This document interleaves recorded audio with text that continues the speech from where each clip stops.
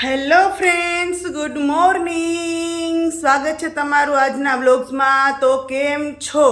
અત્યારે ઘડિયાળમાં થયા છે 9:30 અને આપણે ફ્રી થઈ અને પગનો ગરમ પાણીમાં શેક કરવા માટે બેસી ગયા છીએ ખુરચી લઈને. જો ચેર ઉપર, અને જો આ પાણી ગરમ છે, એમાં નિમક નાખેલું છે અને હવે એમાં છે ને આપણે આ પેની છે ને પલાળી રાખવાની છે, નકર હવે એનો કોઈ ઉપાય નથી બીજો.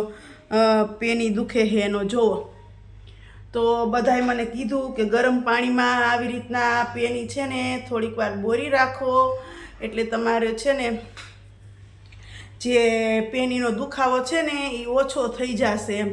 એટલે મેં કીધું કાંઈ વાંધો નહીં. એટલે આપણે છે ને આ ઉપચાર ચાલુ કર્યો છે હવે, કારણ કે હવે બીજો કોઈ ઉપચાર છે જ નહીં. પગ એવો કેટલા દિવસ થયા દુખે છે પેની કે નથી વોકિંગ કરવા જવાતું કે નથી કાંઈ. મારું ટાઈમ ટેબલ વિખાઈ ગયું છે.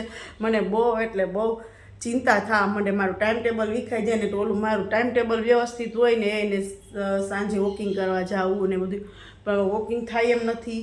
અને 2 દિવસ ગઈ તો ઘૂંટીની નીચે સોજો આવી ગયો. એટલે હવે મારે છે ને આ પગને પહેલાં મટાડવો પડશે અને પછી વોકિંગ કરવા જવાનું છે. એટલે અત્યારે આપણે હવે હાવ બધું કામ કરી, ટિફિન થઈ ગયું, બધું કમ્પ્લીટ થઈ ગયું. એટલે હવે છે ને આ પગ શેકવાનો છે ને પછી મોજા વિક્સ લગાડી અને મોજા પહેરીને ચોપડી વાંચવા માંડવાની છે. પણ અત્યારે તો કહેવાય ને કે છે ને કોઈ પણ દુઃખ છે ને એ હાથી વેગે આવે ને કીડી વેગે જાય. આ મહિનો દિવસ થયા આ તકલીફ છે. હવે બધાએ મને કીધું ને તઈ નથી માનતી, પણ હવે જો હવે મને એમ થયું કે નહીં આ જ કરવું પડશે, નકર આના સિવાય. અને ડૉક્ટરને કહે તો પેની દુખવાનો કોઈ ઈલાજ જ નથી, એની રીતે દુખે ને એની રીતે મટે. તો એ કે ઘણા એમ કહેતા હોય કે વજનને લીધે. હવે ભાઈ એટલો વજન એટલો તો મારો પહેલાંથી છે જ, ઘણા સમય થયા છે. એવું જ નથી કે હમણાં 2 મહિનામાં વજન વધ્યો અને પેની દુખે, એવું તો છે નહીં. એટલે ખબર નહીં હવે કેમ દુખવા માંડ્યું છે અને આ સોજો કેમ ચડી ગયો છે, મચકોડાઈ ગયો છે કે શું છે. જી હોય આપણે આ પ્રોસેસ ચાલુ રાખીએ, નકર પછી ડૉક્ટર પાસે જવું જ પડશે. અને બીજું કે તમે બધાને દિલથી થેન્ક્સ, તમારો ખૂબ ખૂબ આભાર. જેટલા લોકોએ મને સાથ સહકાર આપ્યો છે એનો ફરી આભાર માનું છું. અને આવી જ રીતના મારા બ્લોગ્સ જોજો અને જે નવા હોય એ ચેનલને સબસ્ક્રાઈબ કરી અને મને સપોર્ટ કરજો. હવે આજનો દિવસ આપણો કેવો જાય છે એ આખો બ્લોગ્સ જોજો એટલે ખબર પડે. અત્યારે તો આમ બેસી ગયા છે મોરલા જેવા થઈને, ગરમ પાણી નિમક વાળવું રાખી અને એમાં પગ રાખીને હવે પછી શું કામ કરવાના નીકળે છે. સારું ચાલો, તો મેં કીધું હતું એમ કે ઓમભાઈ આવી ગયા ને અમે જમી લીધું ને ઓમભાઈ હવે છે ને જેમાં પછી ઉપર જો અડદિયાનો ડબરો ખોલ્યો છે અને 2 અડદિયા વાટકામાં લઈ અને હવે છે ને હું કરીશ, ફોન જોઈશ, ફોન જોશે થોડીક વાર, એનો માઇન્ડ ફ્રેશ કરવા. અને અડદિયા ખાતો જાય, ફોન જોતો જાય. પછી થોડીક વાર જ એને ટાઈમ હોય ને એટલે અત્યારે હું એને ફોન જોવા દઉં. અને જો ડબરા બધા લઈને બાજુ બેઠા જમતા જમતા તારે મોજ છે. પણ થોડુંક અત્યારે ટેન્શન છે ભણવાનું એને. એટલે જો અત્યારે વાટકામાં જો આપણે અડદિયા જો વાટકામાં અડદિયા છે ને એ લઈ અને પોતાના રૂમમાં વહી જશે. અને હું છે ને આ બધું કામકાજ નિપટાવી અને થોડીક વાર આરામ કરી લઉં. ચાલો, બપોર પછીનો ટાઈમ થઈ ગયો છે ને આપણે પપિયું સુધારી અને ભગવાનને ધરી લઈએ.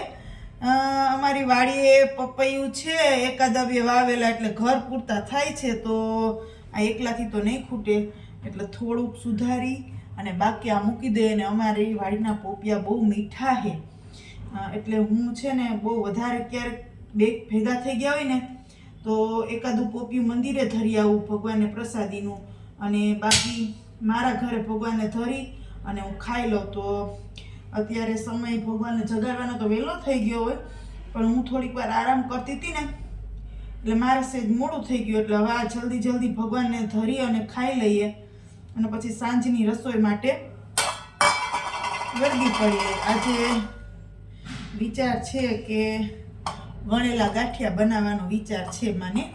એટલે એના માટે થઈને બધી પ્રોસેસ કરવી જોશે.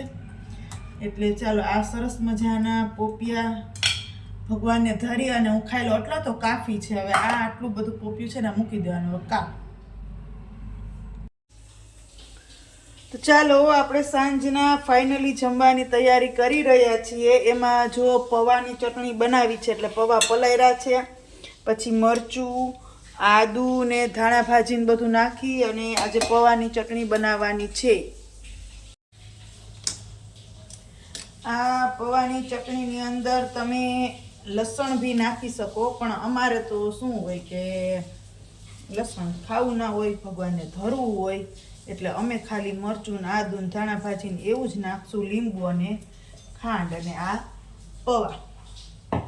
એટલે ધીમે ધીમે આ બધું થોડું ઘણું કરી લઈએ. આદુ થોડુંક નાખી દઈએ, લસણ કે કંઈ ના નાખવું હોય તો બીજું શું નાખીએ, આજ નાખવું પડે ને. તો આજ છે ને આજે ફાઇનલી ગાંઠિયાનો પ્રોગ્રામ કરી નાખો. શનિવાર છે ને એટલે ઓમ કે શનિવારે ગાંઠિયા બનાવી નાખજો, એટલે રવિવારે પછી નિરાતે પછી થોડોક લોટ વધારે રાખજે, એટલે કે હું છે ને સવારે નાસ્તામાં પણ ખાવ એમ. જોવો આપણી ગ્રીન ચટણી તૈયાર થઈ ગઈ છે. ધીમે ધીમે આ ઘટ થઈ જશે, કારણ કે આ પૌવાની છે ને એટલે જેટલું પાણી હશે ને એટલું થોડીક વારમાં શોષાઈ લે. એટલે આ ગ્રીન ચટણી તૈયાર થઈ ગઈ. આપણે આવા લોટ બાંધી અને કમ્પ્લીટ રાખીએ, કારણ કે આ વ્લોગ્સ અહીંયા જ પૂરો કરવો પડે એમ છે. ઓમ તો બહુ મોડો આવે, એટલે ત્યાં સુધી રાહ જોઈશ તો વ્લોગ પણ હરખો નહીં ઉતરાય ને, તો જમવાનો ટાઈમ થઈ જશે. સારું, તો મેં જેમ કીધું એમ કે ગ્રીન ચટણી તૈયાર થઈ ગઈ છે. લોટ હમણાં બાંધવાનો તૈયાર છે. પપૈયાનો સલાડ કરવાનું છે, મરચાં તરવાના છે, પણ આ હું વ્લોગ્સમાં નહીં બતાવી શકું, કારણ કે છેક આ તો ઓમ આવશે ત્યારે છેક બનાવવાનું છે. તો ત્યાં સુધી રાહ જોઈશ તો આખો વિડીયોનો એડિટિંગ નહીં થાય, અને વિડીયો મારે 8 વાગે તો મૂકવાનો છે. એટલે આ વિડીયો અહીંયા જ કહું કે આજનો આખો દિવસ આવો રહ્યો ને આજે સાંજનો અમારો ગાંઠિયાનો પ્રોગ્રામ છે. તો સારું, ચાલો બધા જોતા રહેજો આવા ડેઈલી વ્લોગ્સ, અને સપોર્ટ કરતા રહેજો. વિડીયોને લાઇક કરજો, તમારા ગ્રુપમાં શેર કરજો, અને કમેન્ટ જરૂરથી કરજો. અને હા, સબસ્ક્રાઈબ ન કર્યું તો પહેલાં સબસ્ક્રાઈબ કરી દેજો.